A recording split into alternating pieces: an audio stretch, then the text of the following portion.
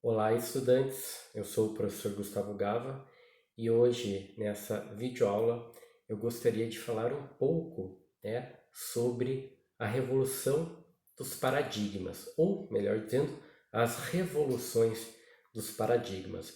Então, nós vimos ali um autor que ele está servindo como ponto-chave da nossa disciplina, embora a discussão em relação a esse autor seja por um autor secundário que está falando sobre a teoria do Thomas Kuhn. O Thomas Kuhn é o filósofo, é o que traz o conceito de paradigma para a discussão, mas os materiais que nós estamos usando, tanto na própria videoaula do professor autor e também nos textos disponíveis no percurso de aprendizagem do nosso AVA, são autores que estão discutindo sobre a teoria do Thomas Kuhn, que é sobre as revoluções, de paradigmas. Então vejo que quando nós falamos de revolução de paradigma, nós temos que entender que essa ideia de modelo, quando se tem a palavra paradigma e a ideia de modelo, esse modelo não pode servir só como sinônimo, de paradigma. Então eu não posso entender paradigma apenas como sinônimo de modelo ou vice-versa, porque isso é muito limitante. Quando nós falamos de paradigma, nós estamos falando baseado até em uma outra palavra que é chamado de Zeitgeist, que é o espírito da época. Então o paradigma ele tem essa magnitude. Então um paradigma, por exemplo, pode influenciar ali várias áreas do conhecimento.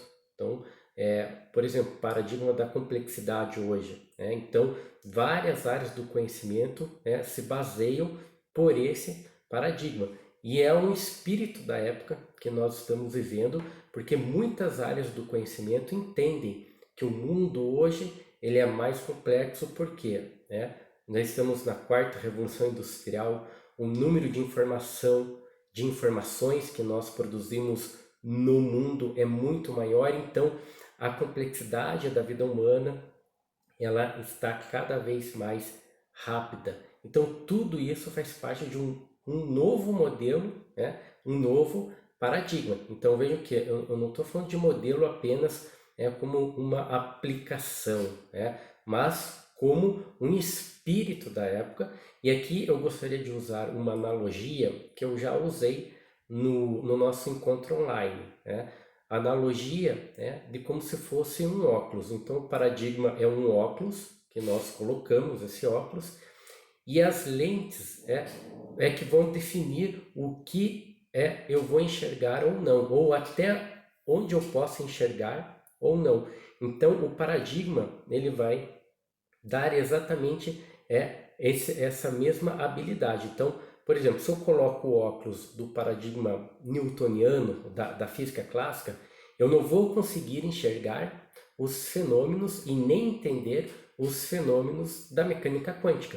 Então vocês compreendem que a ideia de lentes desse óculos, desse paradigma, então eu vou conseguir enxergar até um certo ponto os fenômenos que estão no mundo, sejam fenômenos físicos, fenômenos comportamentais, depende da área do conhecimento, comportamento humano ou a entender os fenômenos físicos.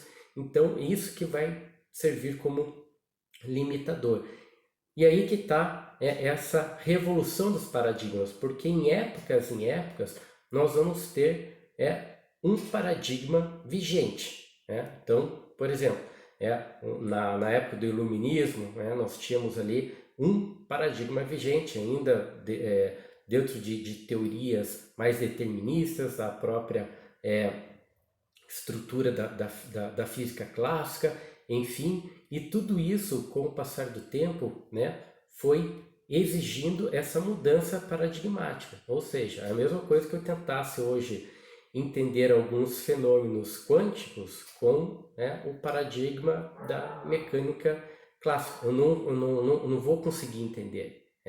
Então, por isso que o Thomas Kuhn fez toda essa leitura e trouxe para a discussão um pouco mais aprofundada sobre o termo paradigma. Então, paradigma, a cada época ele muda, porque o próprio mundo, as necessidades vão exigir, as necessidades das pessoas vão exigir um novo modelo paradigmático. E é aí que está essa reflexão na área de vocês. Vocês já pararam para pensar qual que é o paradigma da área de vocês? E esse paradigma que é o atual, é o vigente, ele já está respondendo a todos os fenômenos que a sua área do conhecimento trabalha, está envolvida? Qual será o próximo paradigma? Ou já tem a sinalização de um novo paradigma? Lembrando que a estrutura de um paradigma, ela vem com vários tópicos, como se fosse até um modelo hierárquico ali. Nós temos a teoria, nós temos os axiomas, que são as crenças, nós temos a prática, a técnica, e nós temos também toda essa estrutura que daí forma um paradigma. E se vocês pegarem aqui a analogia dos óculos, vocês vão entender que às vezes o óculos que você está usando já não corresponde a uma maneira mais adequada de você enxergar o mundo que você vive hoje. Então, se eu usar um paradigma, por exemplo, do século XIX, eu vou ter uma visão muito limitante, muito limitada, do século XXI. Hoje, dia 28 de agosto de 2020. Então, você tem que usar um óculos, um paradigma condizente com essa realidade.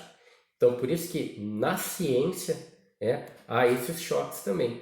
Porque, por exemplo, um paradigma que já está aí vigente, por exemplo, há 30 anos, e de repente começa a surgir um novo paradigma, pegando a mesma ideia do Thomas Kuhn. O paradigma, ele nasce, ele desenvolve, cresce, ele se estabelece, que é a zona de conforto, e depois ele declina.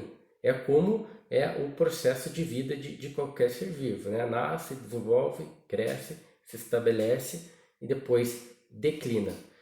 O paradigma é a mesma coisa. Então você pega um paradigma que já está aí há 30 anos, 40 anos respondendo toda uma gama de fenômenos do mundo, está bem estabelecido, já está aqui numa área de conforto que nós chamamos.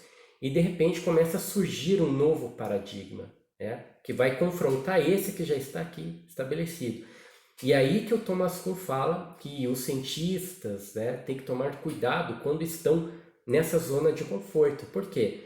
Quem está nessa zona de conforto tende a não querer mudar. Por quê? Já está abraçado fortemente com esse modelo vigente. Já está tudo explicado, já tem várias teorias que explicam o fenômeno, já tem várias técnicas que eu posso aplicar, conduzir todas as pesquisas, experimentos, invenções, e de repente surge um novo modelo paradigmático que vai de encontro, e não ao encontro, vai de encontro com esse outro.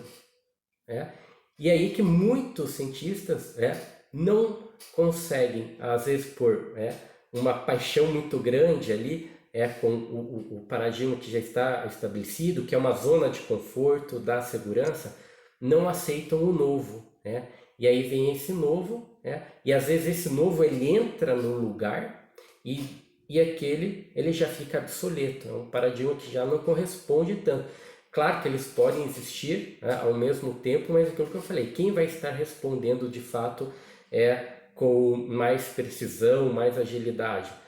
Hoje nós vemos que ainda o paradigma da mecânica clássica nos explica muita coisa. Ainda o paradigma newtoniano está vigente, como nós temos o modelo quântico, desde de Heisenberg, Einstein, mas eles convivem aí dentro do mundo científico, cada um respondendo às suas limitações e os seus interesses.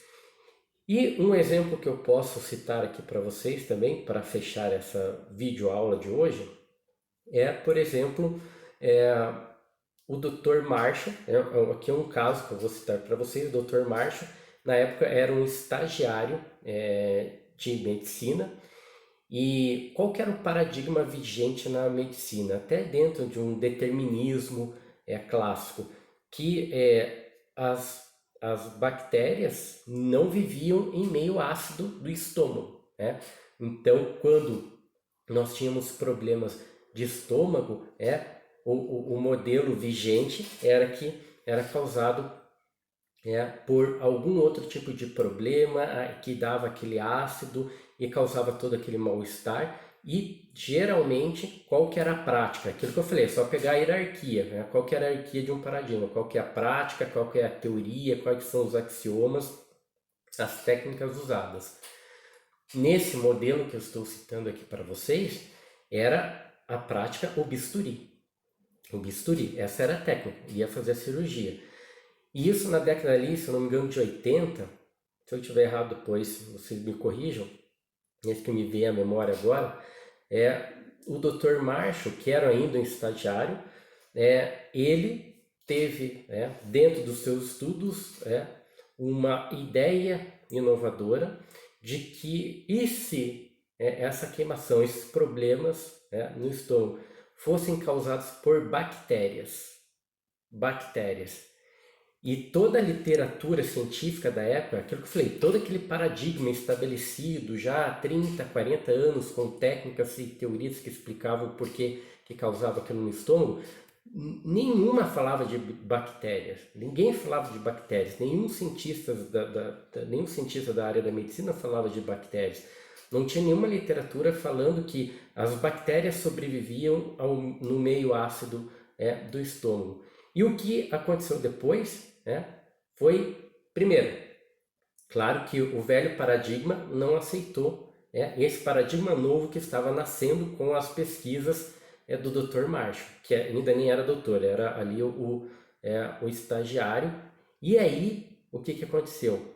Mandaram ele embora. Pô, como assim? Você tá falando bobeira aí com bactéria? Que bactéria? Bactéria não existe, não sobrevive em meio ácido.